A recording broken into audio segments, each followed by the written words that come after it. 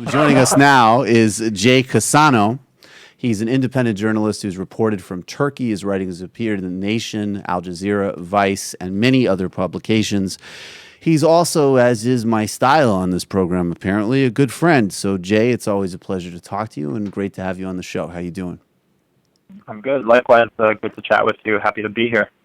It's great to have you on. So let's sort of situate the conversation.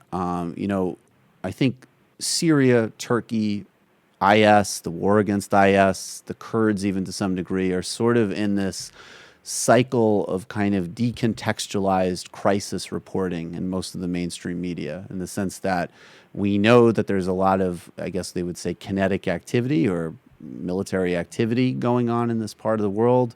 We know that ISIS is committing any number of atrocities. We know that we're sort of there engaging in military activity. Nobody's really sure of how and why and what exactly. But one thing that has really emerged clearly from every piece of reporting on this, and anybody who has even the most passing knowledge of this issue, is that the Kurdish fighters are the sort of prime on-the-ground antagonists of ISIS. And now Turkey, who has until relatively recently not actually taken a particularly hard line on ISIS. In fact, maybe has even been complicit in some respects with ISIS moving in and out of the Turkish-Syrian border, is starting to bomb ISIS, but they're also using this as an opportunity to re-engage militarily with Kurdish factions. So what's going on? Why has Turkey taken this moment? Give us some of the context for what's happening right now, and then we'll take it a little further back and give people more context. Sure. So let's start with what's actually happening right now. We're in the midst of an armed conflict, basically, between the Turkish state and Kurdish militants. You say, that Turkey is now finally militarily engaging ISIS, and that's true, but actually, by every report, by any counting of bomb strikes, Turkey has hit PKK, the Kurdistan Workers' Party, which operates in southeastern Turkey and northern Iraq, far more than it's hit any ISIS targets. So really, Turkey is using this as cover to re-engage the PKK, and we can talk a little bit more about that later in the sort of military strategic relationship between Turkey and the U.S. in that regard. But right now, Turkey has been conducting military operations, in its own country. We just now recently, there was a siege of the Turkish city of Cizre, which went on for 9 days, which actually just ended a couple of days ago. And basically it was sieged by the Turkish military and police, and the city itself is right basically at that point, sort of a trident where the Turkish, Syrian, and Iraqi borders meet. So in Cizre, there was an enforced military curfew and military vehicles. There were soldiers and even sniper units deployed around the city. There were some citizens in Cizre who were saying that snipers were positioned in the minarets of the mosques in Cizre, which seems particularly egregious. And basically, after people were able to go in, when the siege was lifted, it turned out somewhere between 20 and 30 civilians were killed in those 9 days. The government had Cizre on a complete media blackout, didn't allow journalists in during the siege. I can count on one hand the number of journalists who either managed to get into Cizre or were already there and able to get information out, mostly through Twitter. Members of the opposition party in support of Kurdish rights, the People's Democratic Party, or HDP, attempted to visit Cizre to assess the damage and verify reports while the siege was ongoing. And their convoy was actually stopped by Turkish police 90 kilometers outside of the city, and they were forced to walk on foot.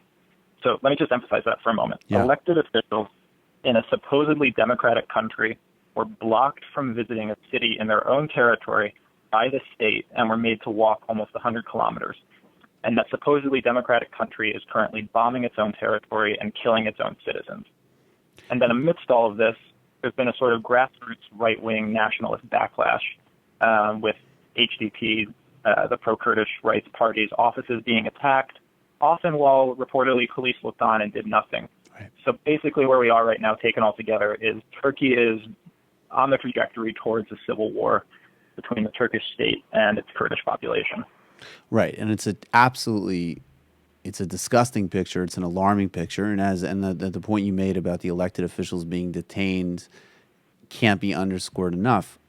Now, there's a couple of different aspects to this. I think actually before we go forward, and not in any great detail, there are different factions of Kurds that you've already sort of mentioned. So we have the PKK, we have this the Democratic Party you're talking about. Sure. Give us a brief synopsis of the different Kurdish factions involved in this fighting and in these situations in Turkey and in Syria.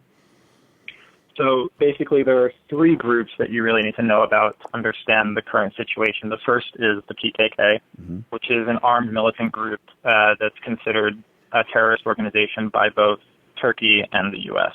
The PKK launched insurgency in Turkey in 1984, and they've been fighting first for an independent Kurdish state carved out of southeast Turkey, and they've since sort of shifted that demand to be more for what they call democratic autonomy, sort of in line with, like the system in Basque Country in Spain or something like that, where they get full cultural civil rights within their own self-governing unit. The second group is, like you said, the Peace and Democracy Party, which isn't a solely Kurdish group, and we can talk more about that as well. But basically, they're the mainstream party that is in parliament now and in support of Kurdish rights and autonomy. And then in Syria, we have the YPG, which is the military wing that basically controls a stretch of northern Syria right now. And the PKK and the YPG have been the most, effective fighters against ISIS, along with Iraqi Kurds. Right. And, basically the PKK and the YPG are very closely allied with each other. They conduct military operations and trainings together. They're distinct groups, but there's a whole lot of overlap between them ideologically and geopolitically.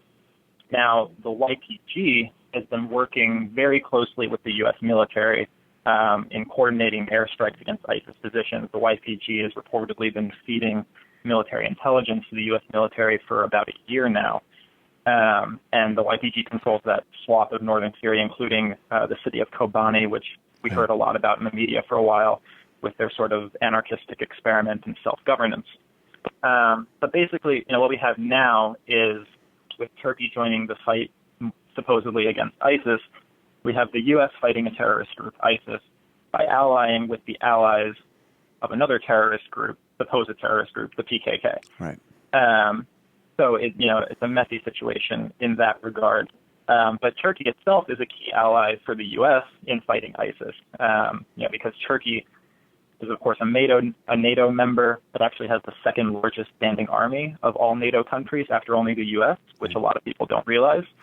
And Turkey is, of course, right there sharing a border with Syria and Iraq. So it was crucial for the U.S. to get Turkey involved in this fight, but basically the cost of Turkey's involvement was that the U.S.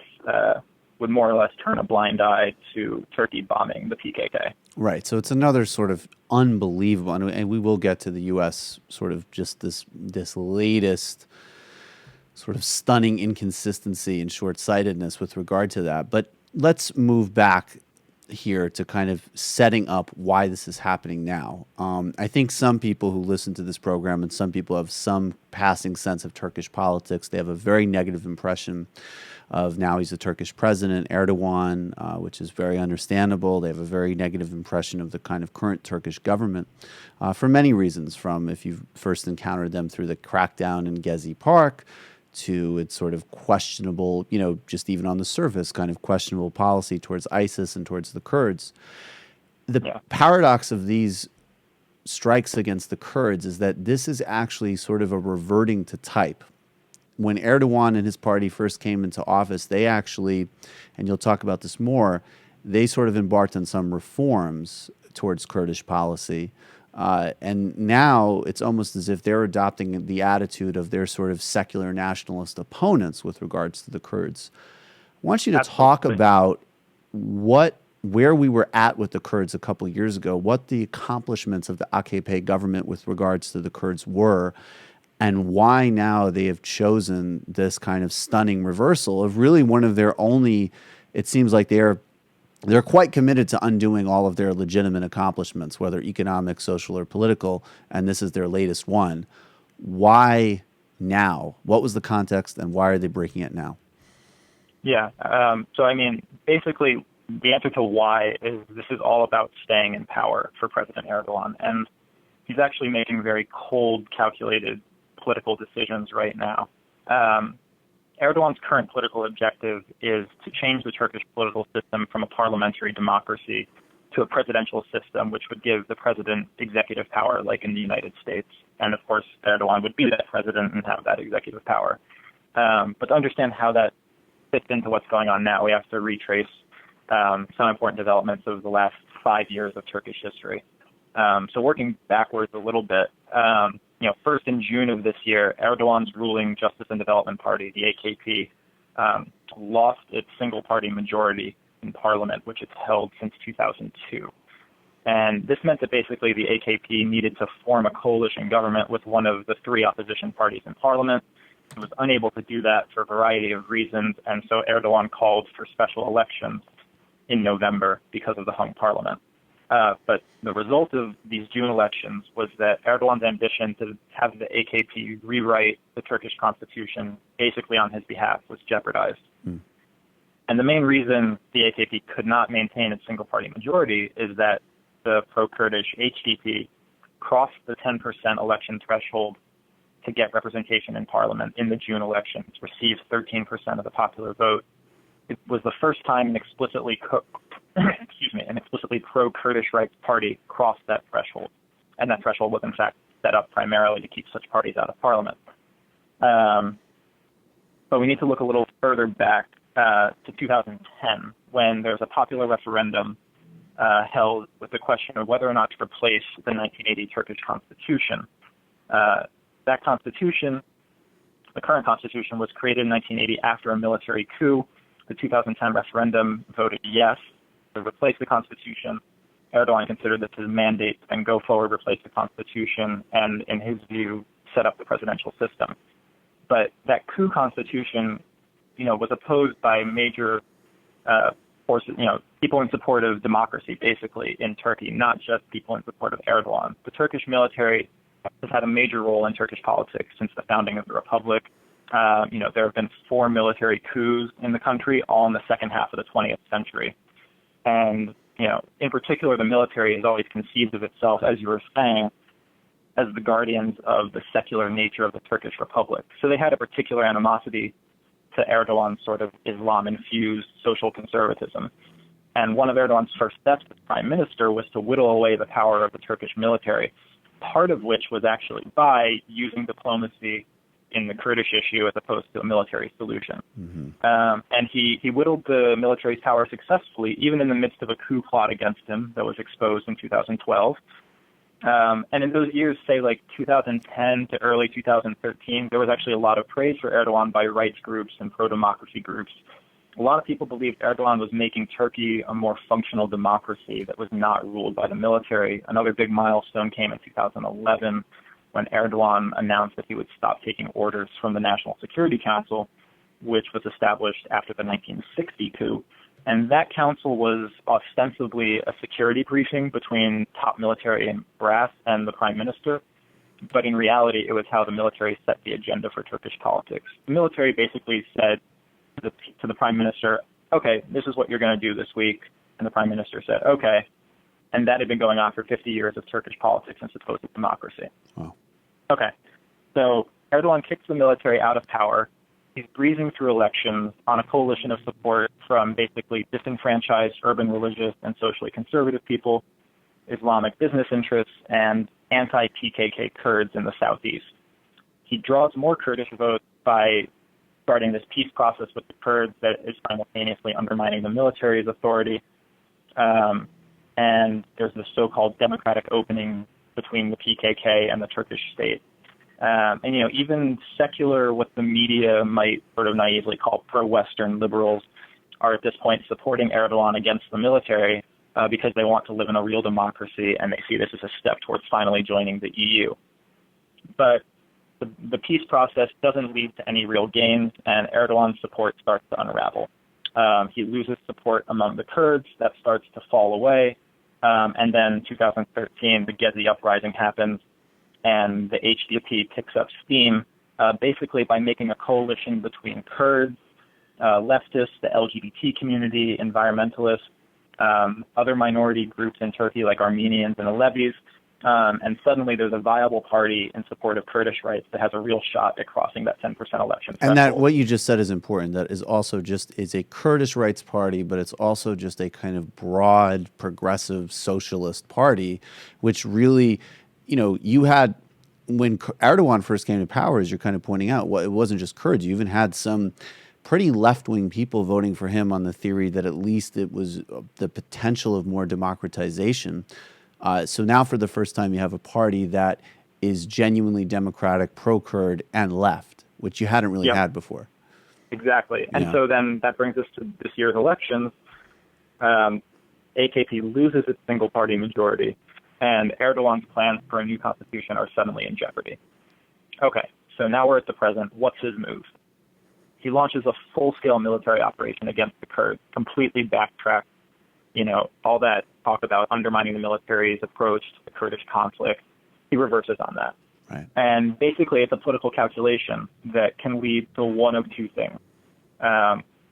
He could be hoping that by bringing down the full might of the state against the Kurds, that he's going to attract more right-wing nationalists to support him in these November elections and get back his single-party majority to get the constitution that he wants and his presidential system.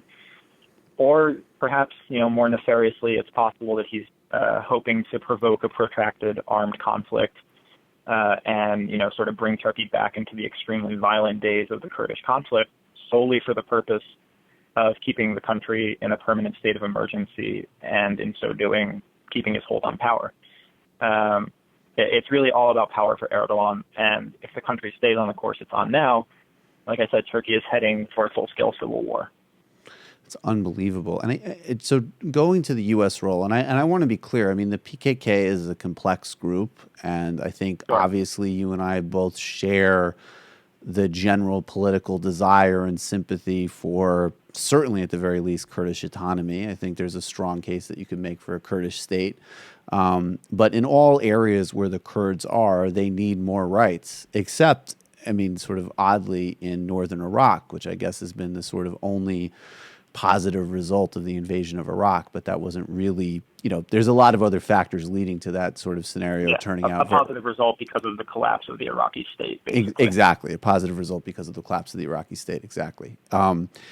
So with all that said, obviously the PKK has engaged in actions that have killed civilians. There's questions about the sort of internal leadership structure. So it's not about having a rosy picture of that group. But that said, when we turn to the U.S., you're talking about, again, as you say, an incredibly effective fighting force against ISIS. Their actual sort of main primary strategic and political objectives are certainly not a problem from the perspective of even just sort of narrow, rational U.S. foreign policy. And in fact, the northern Kurds in Iraq have been, quite good allies of the United States and quite good sort of operators in international oil markets and very kind of savvy players in this world. So the notion that even with Turkey, as you say, the main force of the bombing is against Kurds. Even the fact that rhetorically Turkey continues to equate Kurdish factions and ISIS, which on its face is beyond ludicrous, not to mention offensive. Is this just another? What is the mechanism in U.S. foreign policy that is allowing us to go along with another sort of delusional calculation like this, when all of the signs in terms of where this leads to in the broader crisis in Turkey, not to mention the undermining of this supposed top of the line, effort against ISIS? What is the U.S. position here? What are we doing? Are Republican candidates right when they start, mouthing off about Obama not giving the Kurds enough support? Yeah, I don't know what, obviously the thinking is at the State Department or the Pentagon, but it's really troubling to see this because it seems like a complete misstep again in regional politics. And I mean, when you think about, you hear one of those sort of bland statements from an American politician like, we respect Turkey's rights to self-defense, or we support our ally Turkey securing its border. That sounds like a kind of empty non-statement. But, in this context, that actually translates to, yeah, we're okay with Turkey bombing the Kurds. That's cool. Right. And journalists should really be like holding politicians and spokespeople to account when they say statements like that. What do you mean by self-defense? You mean killing your own civilians? Right. And the media has not been doing a good job on that front when it comes to interrogating U.S. policy towards Turkey and the Kurds. I mean, Obama, gave a speech a few years ago, or it wasn't a speech actually. So he was asked a question, I think, at the university in the U.S. about Kurdish rights, and he said he supports full Kurdish rights. Of course, the Kurdish people should, be able to have education in their own language and all these sorts of things that they're asking for in Turkey. But we haven't seen any actual steps in that direction from the U.S. government to push its ally Turkey, in that direction. The only calculation I see for why the State Department is doing this is, like I said, Turkey has this huge army, and it is where it is. I think that's what it comes down to. Sure. So as a final question, we did see in these elections this past spring, and that were very significant because this was the first time that electorally there was a shakeup for Erdogan. I mean, Gezi and the social movements were, certainly provoked and enraged him and earned a harsh and brutal response from the Turkish state. But this was the first time that it really was like, electorally and politically, things are not going according to plan for Erdogan. You see, I think there's no question on the first part of your proposition that absolutely he's trying to recalibrate his base in light of shifting Kurdish politics. I think in terms of wanting a state of emergency, that's an absolutely plausible and maybe even probable argument, knowing Erdogan. So with all that said, is there a coalition emerging in Turkey domestically that can alter course on this? Or are we is this just what it is and we're going back into another horrific crisis point?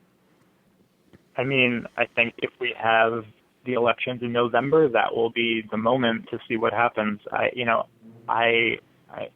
can't predict what's going to happen in those elections. I think it would be very unlikely, actually, that Erdogan is going to get his single-party majority back at this point. But who knows what will happen in the course of the next month and a half, especially, if the military strikes in the southeast get worse, people might just want stability.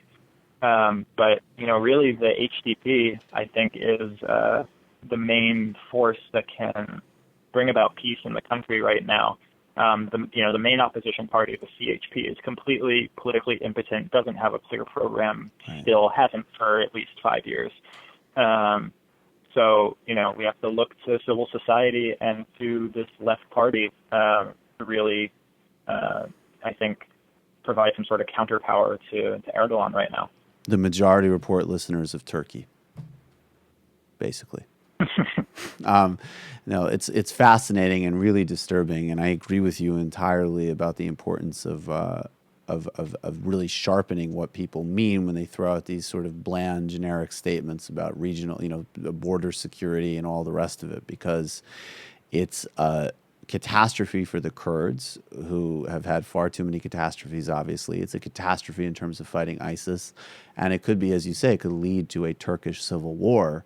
And on top of all of the other crises that are emanating out of that region right now, none of which we're effectively responding to, and in many cases making worse, that's an unimaginable scenario. So, Jay Cassano, I really, really appreciate your time today. Thanks so much for joining us. Thanks for having me on. Great chatting. Thanks, man. Take care.